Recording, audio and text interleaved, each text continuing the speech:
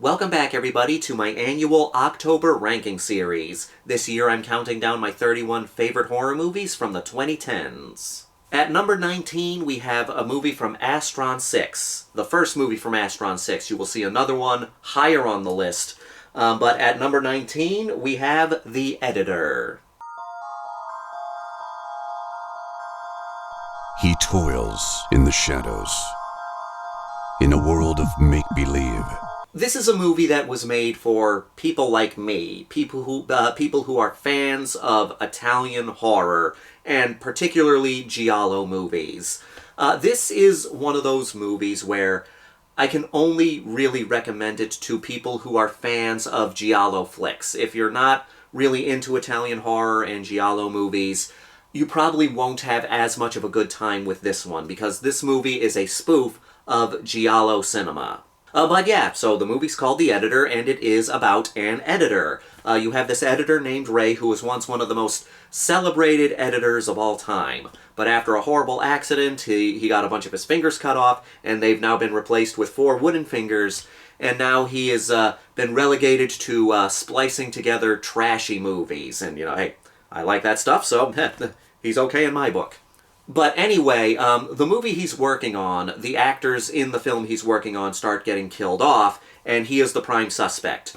So he is trying to find out who the murderer is, while the detectives are trying to figure out who the murderer is, and they think he is the murderer, so and the movie goes on from there. But yeah, this is a parody of Giallo movies, and Italian horror in general. You'll see a lot of tributes to Dario Argento movies. You'll see plenty of tributes to Lucio Fulci movies. This is a movie made for Italian horror fans.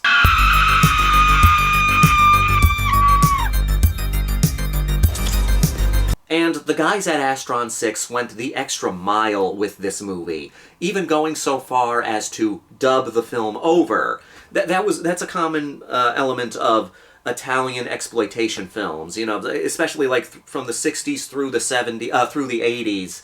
Italian filmmakers had to make so many movies a year. Like, a single Italian studio would make between 300 to 400 movies a year because there was such a high demand for movies in Italy at that time.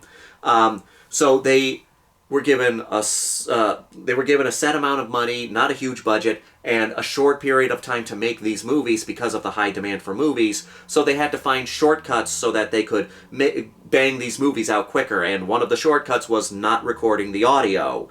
That's one of the reasons why so many Italian exploitation films and so many Italian movies in general are dubbed over. And this movie, as a tribute to Italian exploitation, everybody in this movie is dubbed. There's even a few scenes where someone is really fumbling with the words, and, you know, like, the dialogue does not match the mouth movement at all, which is another common thing you would see in a lot of Italian exploitation films, and that tickles someone like me who loves trashy Italian movies. You know, that was so much fun to see.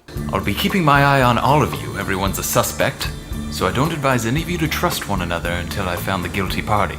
But it has all the tropes that you would see in a Giallo movie. You have an unknown killer with gloved hands. You have some violent, over-the-top kills. You have, you know, your red herrings. You have someone who isn't really a detective trying to solve the murder.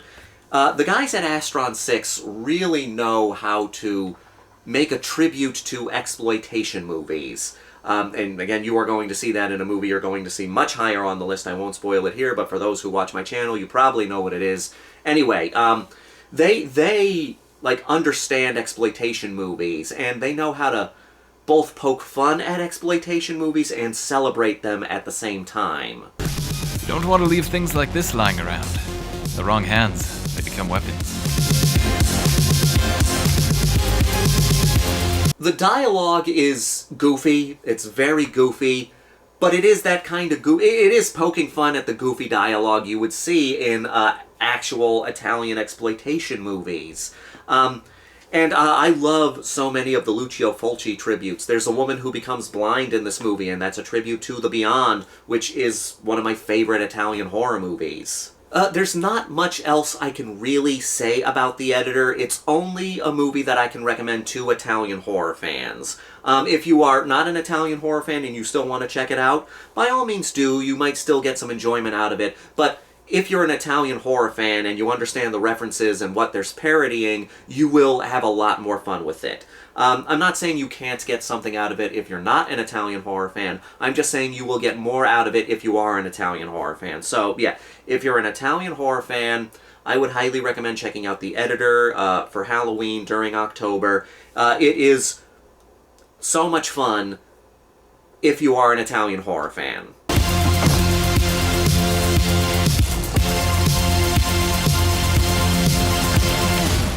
The Editor.